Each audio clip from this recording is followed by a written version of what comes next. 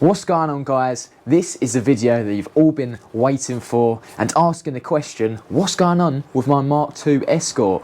Well, stick around because I'm just about to explain everything. A quick recap for new subscribers. This is my Mk2 Escort Mordor, my dream car. I purchased this in December 2021. Now when I purchased it, it was just a rolling shell. It did have the interior in it, but no engine. Now since I purchased the Escort, I've converted it from left-hand drive to right-hand drive because it originally come from Portugal. I've also sprayed the interior, I've sprayed the bay, I've rebuilt my Pinto engine, a 2.1 Pinto engine, and yeah, it's ready to go in. And the last video I made was 4 months ago when I completed the engine build. Since I completed the engine build, I have been inundated with messages, comments on the YouTube videos asking where the Escort content is. So basically, I was in a little bit of a dilemma. I completed the engine and I wanted to put it in the bay, but I haven't done anything to the undersides. Now, if there's one thing you guys know about me, that is I don't cut corners. I just can't.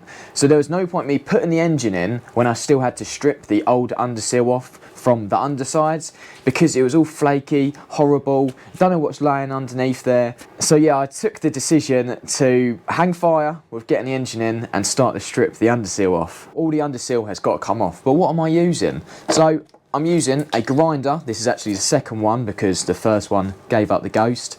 And I'm using one of these twisted wheels. Now this was recommended by a lot of you guys that watch the videos. This is an absolute beast, but you've got to be careful because they can lash out on you and, you know what I mean? You've got to keep dodging it, but it's a great tool for removing underseal. It gets it back to bare metal. It's messy, it's horrible, it's sweaty, but it does the job. Now I know what quite a lot of you are thinking. Why on earth are you going round underneath it with a grinder and a twisted wheel? That seems like a lot of hassle.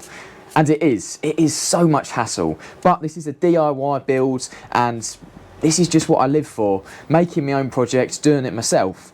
But there is other alternatives I could have looked at. At the beginning of the project, what I should have realised is that I was going to go deep with this project. I weren't just going to quickly spray the bay and the interior and whack the engine in. It's my dream car. So I should have, looking on hindsight, I should have got it shot blasted because someone would just get the shell, flip it over on a spit, shot blast all of the underneath, and it probably wouldn't even take them half a day. But I've chose the long route and yeah, we're nearly there with it now. And I guess another question that could be on your minds right now is, why has it taken so long?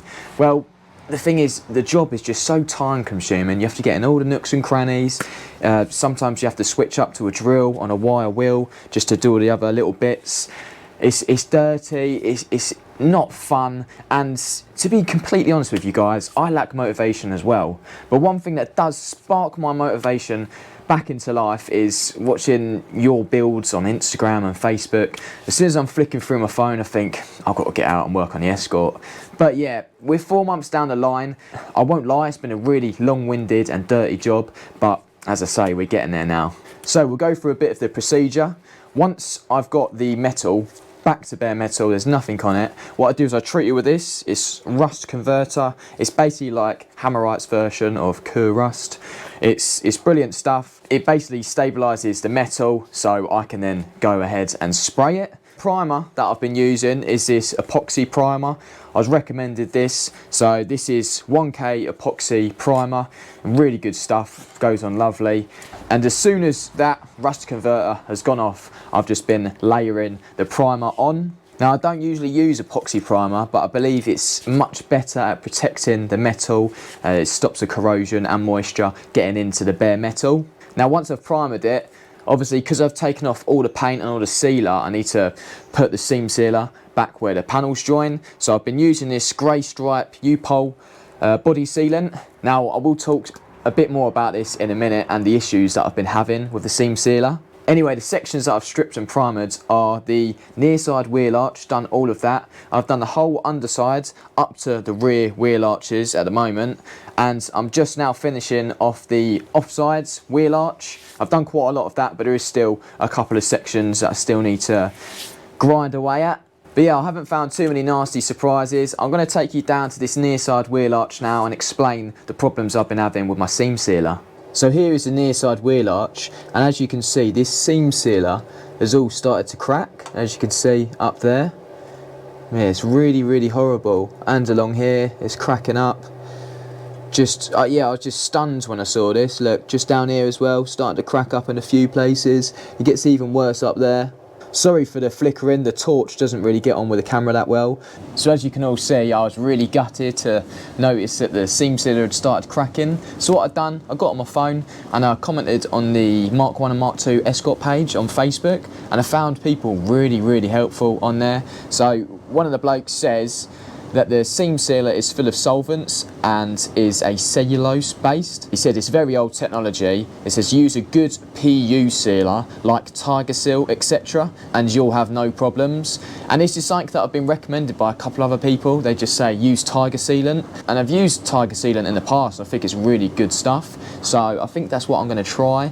And in this video I'm going to be stripping off that old sealer just to see whether the Tiger Seal sort of reacts better with the paint. Hopefully it does.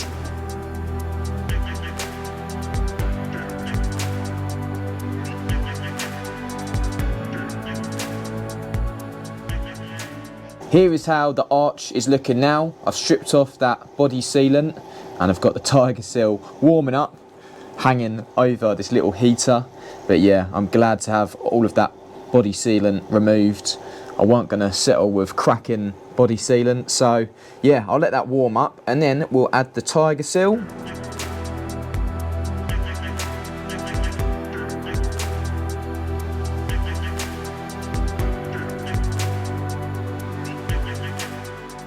There we go. As you can see, I've now applied the Tiger Seal to all of the joins in the panels. It went on really nice. It's really sticky stuff, but I've got it in all of the crevices, so I'm happy that they're all covered. Now I went with a white Tiger sealant this time, just because the colour I'm going to put on top is going to be body colour, so it's going to be beige, and I didn't want like black Tiger Seal sort of coming through once I finished it, so I thought we'll go with a nice light colour to go with the beige colour.